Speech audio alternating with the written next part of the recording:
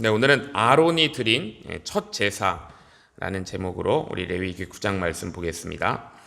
자, 오늘 본문 1절에 제8일째다라고 했습니다. 제8일에.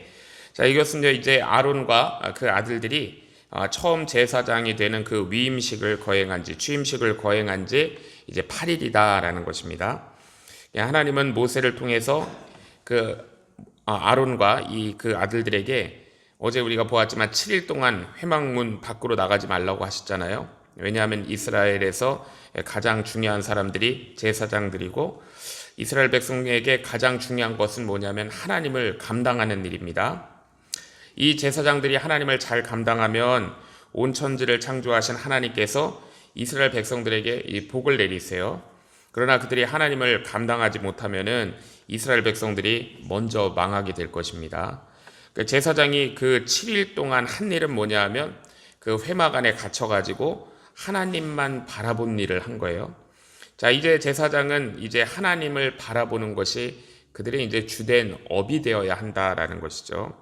자, 이제 아론은 7일 동안 위임식을 행하고 나서 이제 8일째 되는 날이죠. 8일째 되는 날 벌써 이제 위임식하고 바로 그 다음 날 하나님 앞에 제사를 드리는 내용인데요. 이 제사가 이제 성공하게 된 것입니다.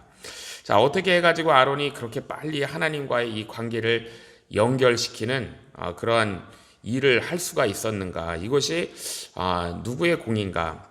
자, 이것은 아론이 한 게 아니고 하나님이 하신 거예요. 하나님께서 우리 창세기부터 보았지만 아벨에서부터 시작해가지고 아브라함에게 이르기까지 하나님과 인간 사이를 연결하는 이 제사라는 관을 계속해서 유지해 오셨습니다. 중간에 인간들이 죄를 많이 지어서 모든 인류를 그렇게 망하게 되었을 때도 하나님이 그 노아라는 사람을 통해서 이 하나님과의 관계를 유지해 오셨어요. 그러다가 하나님께서 이스라엘 백성들이 이제 출애굽할 때 애굽에다가 그 무려 10가지 재앙을 퍼부으시고 이스라엘 백성들이 나올 때 불기둥 가운데서 이스라엘 백성들 그들을 지켜주셨습니다. 그리고 하나님이 이제 시내산에서 정말로 이 산이 다 불붙는 가운데 모세와 대화를 나누셨고, 하나님께서 이스라엘 백성들에게 이렇게 자신의 모습을 계속해서 이제 많이 노출을 시키십니다. 자, 그래서 하나님께서 이스라엘 백성들에게 왜 이렇게 자신을 많이 노출시키는 것인가, 점점 엄청난 은혜와 축복을 그들에게 부어주시려고 하시는 것이죠. 하나님께서 당신과 우리 하나님과 인간 사이에 가로놓여 있는 그런 장벽을, 이 안반을 뚫고 이제 이스라엘 백성들에게 찾아오시는 거예요. 자, 그러므로 이 아론이 위임식을 하고 이 첫 제사를 드렸다는 것은, 자, 이제 하나님께서 그 뚫어오신 그런 터널 같은 것들을 이제 다 뚫렸는데, 거기에 이제 마지막 휘장이 하나 가려져 있는 것과 같은 상태에서 이제 그 휘장을 찍고 하나님의 은혜를 받아들인 것, 이것이 이제 아론의 위임식과 같은 것입니다. 그러니까 하나님께서 다 하신 거예요. 그 마지막 휘장 같은 거 하나만 찍고 들어가게 된 것이죠. 자, 그러므로 이제 이 아론이 한 건 뭐냐면 하나님께서 다 해놓으신 것을 믿음으로 순종한 것이에요. 그래서 그 결과 엄청난 이제 하나님의 구원과 이제 하나님의 축복이 이스라엘 백성들 가운데 이제 임하게 된 것입니다. 자, 모세가 아론에게 물론 이 제사법들을 다 지시했는데요. 그 제사법들을 아론이 그 머리로 다 이해했을까? 자, 이해되지 않는 것도 많았을 겁니다. 중요한 것은 그 아론이 그것을 이해했느냐, 이해 못했느냐 하는 게 아니고요. 아론이 그 말씀대로 순종했을 때 하나님의 축복이 이스라엘 백성들 전체 가운데 이제 쏟아지기 시작했다는 것이죠. 마치 지하수가 그 안반으로부터 올라오는 것처럼 이 석유 유정이 바위를 뚫고 이제 석유가 콸콸 솟아오르는 것처럼 하나님의 죄 용서의 은총과 하나님의 축복이 이스라엘 백성들에게 부어지게 된 거예요. 자, 오늘 첫 장면을 우리에게 말씀하시는 거죠. 자, 이스라엘 백성들이 하나님께 드리는 제사 중에서 누누이 말씀드렸지만 가장 중요한 제사는 번제입니다. 자, 이 번제는 하나님의 진노를 다 불태워서 축복으로 바꾸는 제사인데요. 자, 그런데 오늘 본문을 보니까 아론이 첫 번째 드린 제사가, 이 제사장 위임식을 받고 첫 번째 드린 제사가 번제가 아니라는 걸 우리가 볼 수 있습니다. 우리 2절을 보고 또 8절하고 11절을 보면 아론이 첫 번째 드린 제사는 번제가 아니고 자기 자신을 위한 속죄제를 자신이 드렸어요.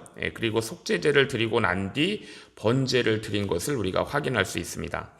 자, 이스라엘 백성들이 회막에서 하나님께 제사 드리는 것이 하나님께서 인간을 향하여 꾸준히 이 뚫어오신 그 축복의 관, 그리고 그 마지막 절차는 인간 제사장 자신의 속죄와 말씀의 순종이라는 것을 우리에게 보여주시는 것이죠.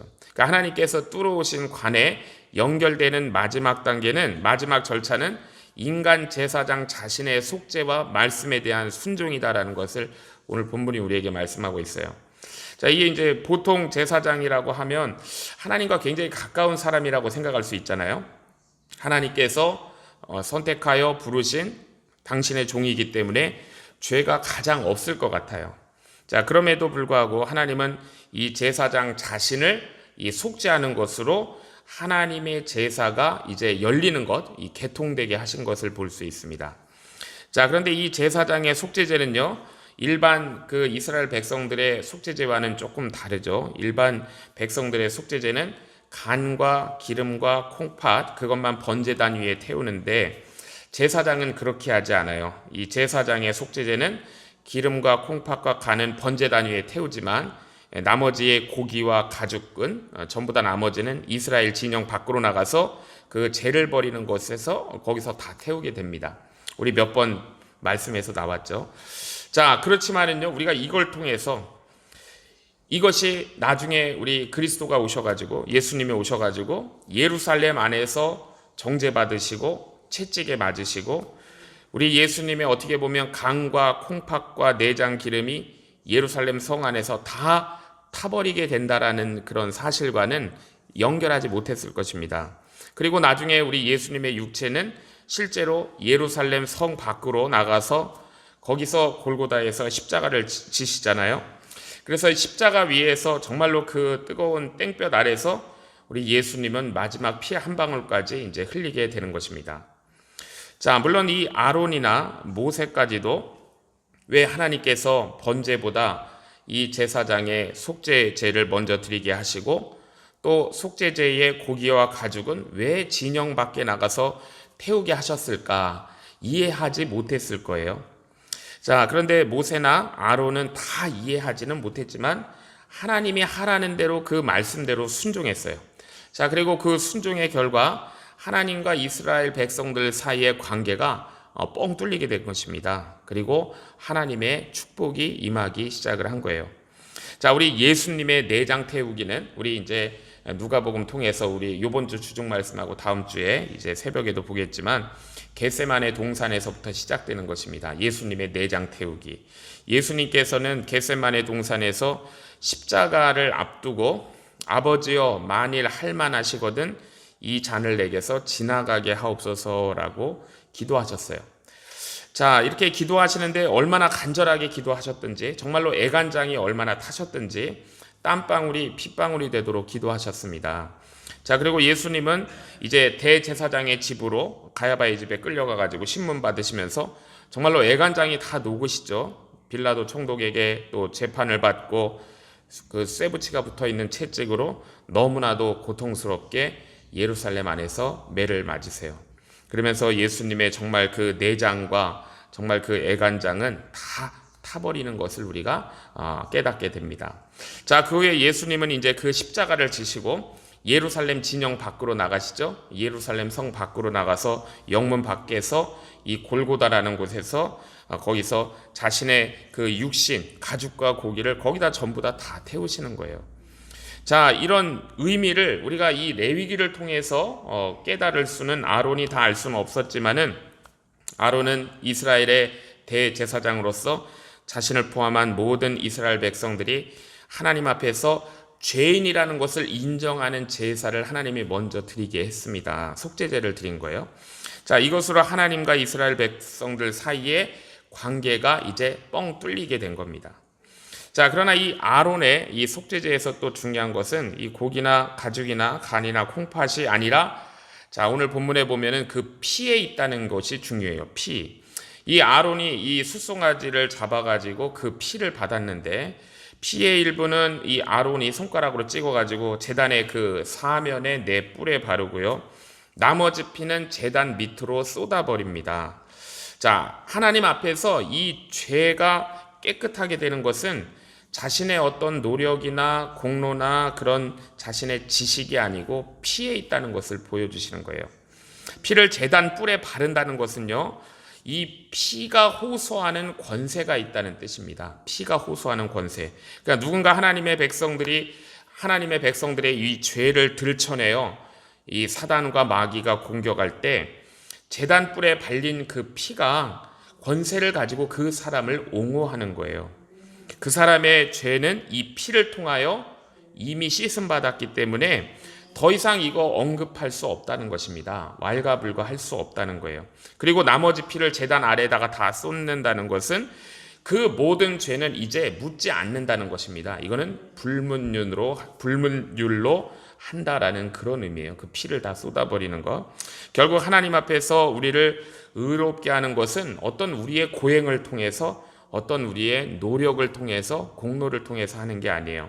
우리가 하나님 앞에서 노력하는 것은, 우리가 노력하죠. 우리가 하나님 앞에서 신실하게 충성되게 살아가는 것은 구원받기 위해서 노력한 게 아닙니다. 우리는 이미 구원을 받은 자예요. 예수 그리스도의 피로 구원받은 자로 하나님을 기쁘시게 하는 삶을 살기 위해서 노력하는 거예요. 그래서 이미 구원받은 자로서 우리가 해야 되는 일은 그럼 뭐냐면, 내게 능력 주시는 범위 안에서 하나님을 기쁘시게 할 수 있는, 내가 할 수 있는 작은 일들을 하나하나 해 나가는 것입니다. 자, 그리고 그 제사장의 속죄제의 근거에서 이제 아론이 번제를 드립니다. 번제를 행하게 되는데, 아론이 위임식을 할 때도 번제를 드렸어요. 자, 이제 이 번제는 아론이 자신이 독자적으로 행하는 첫 번째 번제, 이것이 이제 오늘 본문에 나오는 번제입니다. 위임식 때 모세가 행한 번제는 이 창세기 때 과거 족장들이 드리던 그런 번제의 성격을 띠고 있지만, 아론이 첫 번째 번제를 드림으로써 이제 제사장이 독자적으로 번제를 드릴 수 있게 됐다라는 그 첫 번째 번제예요.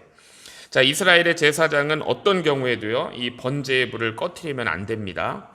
자, 왜냐하면 이 번제가 살아있어야 하나님의 진노로 인한 심판을 막을 수가 있기 때문이에요.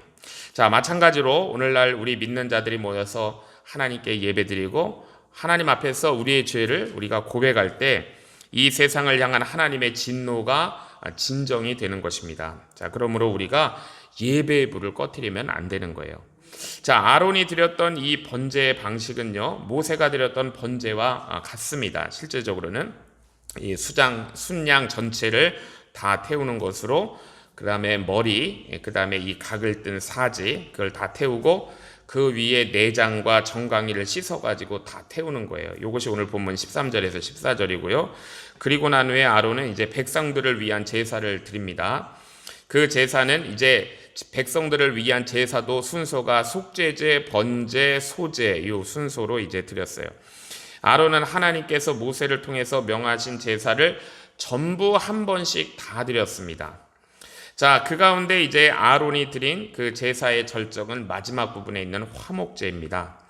자, 화목제라는 것은 우리가 앞에서도 보았습니다. 탕자 비유의 내용이라 그랬죠. 아버지 떠나서 죄짓고 살던 아들이 돌아와서 회개하고 아들의 자격을 되찾는 그런 의식, 이게 화목제인데요.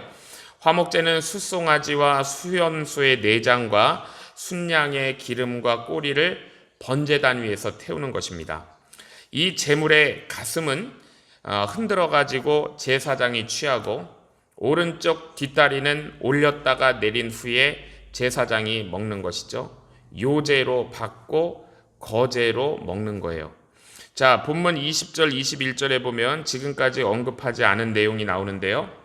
자, 거기 보면은 지금까지 여러 번 나왔죠. 화목제가 그동안 나오지 않았던 또 새로운 내용이 나오는데, 화목제에 이 기름을 태울 때 그 기름을 그릇에 담는 것이 아니고 제물의 가슴 위에 그걸 두면 그걸 제사장이 번제물 위에 취해가지고 놓고 태우는 걸 볼 수 있습니다. 자, 이것은 이제 제물의 가슴, 내장, 콩팥을 일치시킨다는 의미가 담겨 있는 거예요. 그래서 화목제는, 이 화목제의 잔치는 그냥 아무렇게나 되는 것이 아니고 정말로 그 가슴 아픈 아버지의 그런 심정을 통해서 이루어진다라는 의미가 담겨져 있습니다. 자, 우리가 죄 지으면 우리 자신도 고통스럽습니다. 그러나 무엇보다도 이 죄가 하나님의 가슴을 고통스럽게 한다라는 것을 우리가 알아야 돼요. 하지만 우리가 하나님 앞에서 회개하고 돌이키면 하나님은 과거에 지었던 우리 자신을 과거에 죄 지었던 우리를 죽은 것으로 여기시고 이제 완전히 새 사람으로 태어난 것으로 인정해 주시는 것이죠. 이것이 화목제입니다.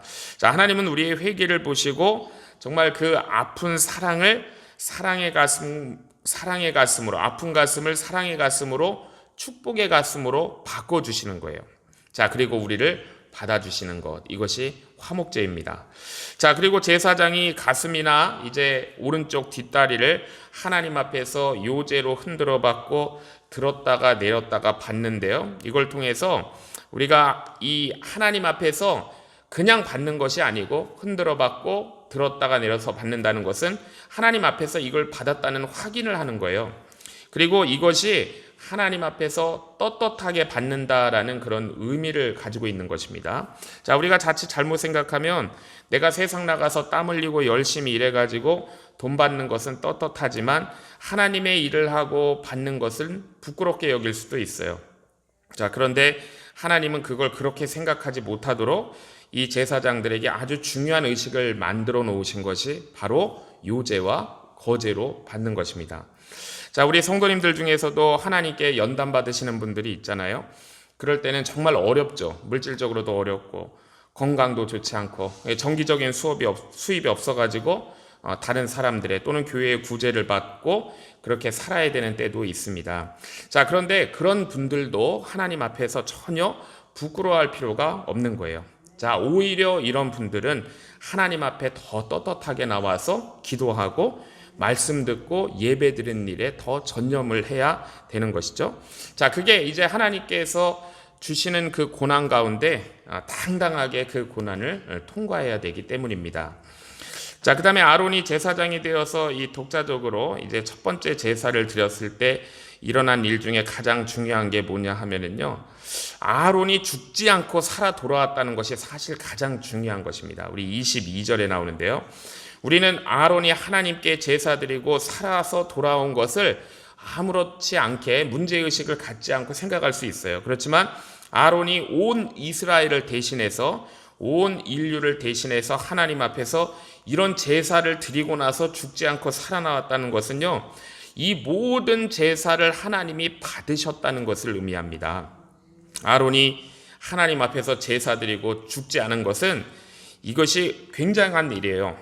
왜냐하면 우리 요 바로 뒤에 10장에서 아론의 두 아들, 이 제사장들이죠, 나답과 아비후가 하나님께 분향하다가 말씀에 불순종해서 불에 타서 즉사한 것을 보면 알 수가 있는 것이죠. 이 아론의 모든 제사가 하나님의 뜻을 만족시켰다는 것입니다. 그래 죽지 않고 살아서 나온 거예요. 자, 아론이 모세가 알려준 대로 그 제사 매뉴얼을 막 밤새도록 외우고 계속 외워가지고 달달 외워가지고 외운 대로 잘했기 때문에 살아나온 게 아니에요. 이 아론의 이 마음 가운데 하나님 말씀에 정말로 내가 순종하겠다는 그 믿음이 있었기 때문에 죽지 않고 살아나온 것입니다. 즉 하나님과 이스라엘 백성 사이에 축복의 길을 연 것은 뭐냐면 하나님의 말씀에 순종하는 그 믿음이에요. 결국 제사장이 하나님 앞에서 속죄제를 드리고 번제를 드린 후에 살아나온 것은 이제 어디로 연결되냐면 나중에 우리 예수님께서 무덤 문을 여시고 나온 것의 예표가 되는 거예요. 예수님께서 다시 살아나셔가지고 무덤에서 나오셨다는 것이 뭐냐면 예수님께서 예수님께서 하나님께 드린 그 모든 제사가 하나님의 의를 완전히 만족시켰다는 것을 의미합니다. 그러니까 우리의 모든 죄를 씻는데 예수님께서 성공하셨다는 것이 예수님이 무덤 문을 열고 나오신 거예요.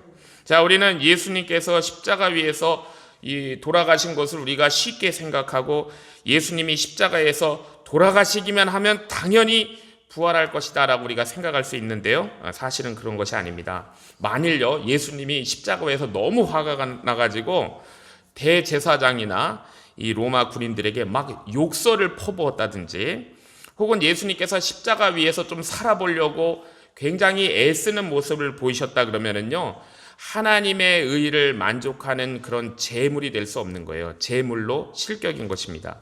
자, 물론 예수님께서는 하나님의 아들이시기 때문에 하늘로 올려 가시겠죠. 그러나 인간의 몸 상태를 가지고 부활의 몸으로 오실 수는 없는 거예요. 그만큼 예수님의 십자가 제사라는 것이 굉장히 까다롭고 어려운 것이었습니다. 자, 그러나 예수님은 이 십자가를 지시는 모든 이 과정에서 하나님의 말씀에 온전히 순종하셨기 때문에 무덤 문을 여시고 다시 살아나신 거예요.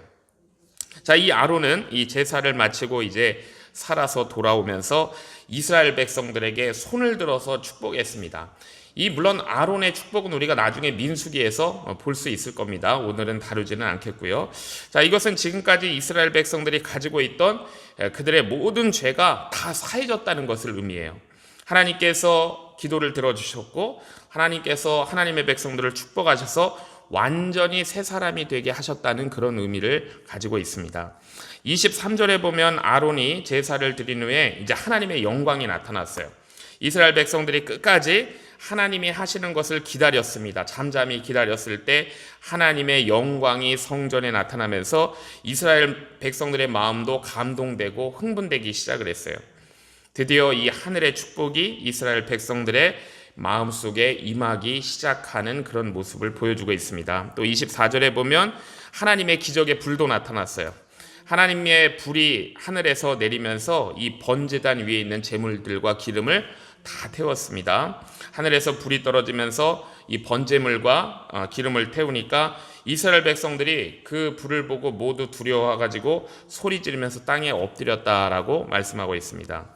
자, 이것은 이제 무엇을 우리에게 보여주시는 것이냐면 하나님께서 살아계신다는 것과 하나님이 이스라엘 백성들의 제사를 받아주셨다라는 것입니다. 그 능력을 우리에게 보여주신 거예요. 자, 하나님께서 이스라엘 백성들의 제사에 불로 응답해 주셨습니다. 이렇게 하나님의 백성의 제사에는요, 불이 떨어져야 되는 거예요. 자, 이스라엘 백성들의 죄를 다 태워야 돼요. 하나님의 진노가 이스라엘 백성들이나 주위 이방인들에게 이 죄를 다 태워주셔야 임하지 않게 되는 것입니다. 자, 그렇기 때문에 오늘날 우리 믿는 자들의 예배도요, 기도도 뜨거워야 되고 찬양도 뜨거워야 되고 우리 예배가 뜨거워야 되는 거예요. 자, 우리의 마음도 냉랭하지 않고 뜨거워야 됩니다. 왜냐하면 이 사랑, 뜨거운 사랑은 모든 허물을 다 덮는다라고 말씀하셨기 때문이에요.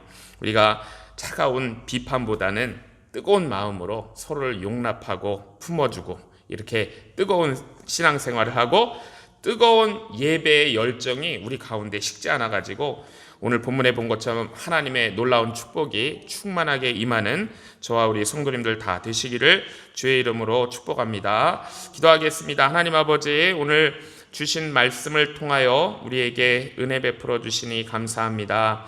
하나님께서 이미 우리를 위해 구원의 길을 열어 놓으셨음에도 불구하고 우리가 우리의 공로, 우리의 노력을 생각함으로 하나님께 그것 가지고 나아가려 했음을 고백합니다.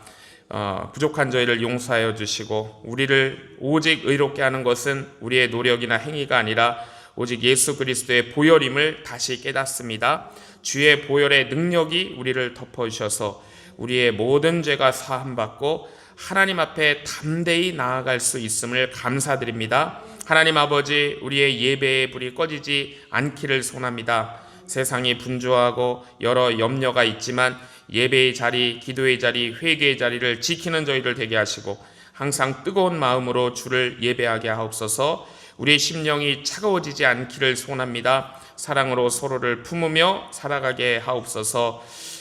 아론의 제사 위에 하늘의 불로 응답하신 것처럼 오늘 우리의 예배와 기도 위에도 살아계신 하나님의 능력과 영광으로 응답하여 주시옵소서. 우리의 삶의 현장인 가정과 교회의 사역의 모든 자리마다 하나님의 은혜와 축복이 충만케 되는 은혜를 더하여 주시옵소서. 예수님의 이름으로 기도하옵나이다.